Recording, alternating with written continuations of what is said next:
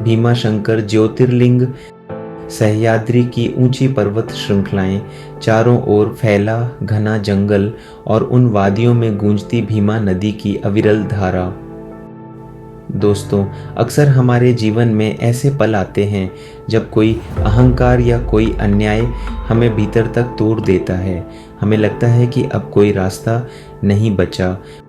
महाराष्ट्र के पुणे में स्थित भीमाशंकर ज्योतिर्लिंग उसी अन्याय के अंत और न्याय की जीत की एक महाघाटा है। यह स्थान गवाह है उस समय का जब त्रिपुरासुर के पुत्र भीम के आतंक से सृष्टि कांप उठी थी। वह भीम जिसका बल तो अपार था, पर जिसके हृदय में करुणा का वास नहीं था। लेकिन जब उसने शिव के परम भक्त कामरूपेश्वर पर प्रहार किया, तब स्वयं महादेव प्रकट हुए। यह ज्योतिर्लिंग हमें सिखाता है कि शक्ति का असली उपयोग किसी को डराने में नहीं, बल्कि कमजोर की रक्षा करने में है। भीमाशंकर का एक बहुत ही मानवीय और सुंदर पक्ष यह है कि जब महादेव ने राक्षस का वध किया तो उनके शरीर से निकला हुआ पसीना भीमा नदी बन गया। यह प्रतीक है इस बात का कि ईश्वर जब संहार भी करते हैं तो उसमें भी जगत के कल्याण का कोई न कोई मार्ग छिपा होता है। यहाँ आकर इंसान को यह एहसास होता है कि हमारे भीतर का क्रोध और अहंकार भी एक राक्षस की तरह है, जिसे केवल भक्ति और समर्पण की शक्ति से ही खत्म किया जा सकता है।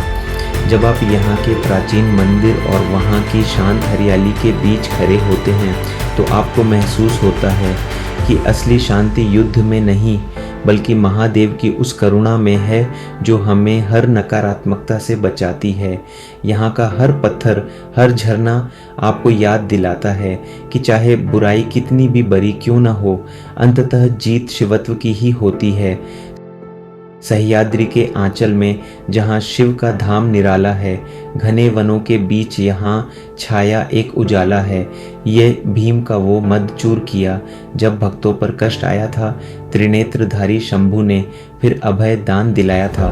पसीने की उन बूंदों से भीमा की धारा बहती है। महादेव की ये पावन गाथा हर मन के दुखों को हरती है। ना डरो तुम जग के अन्याय से, ना डरो तुम किसी भी शक्ति से, भीमाशंकर साथ खड़ा है। बस मांगो उन्हें अपनी भक्ति से।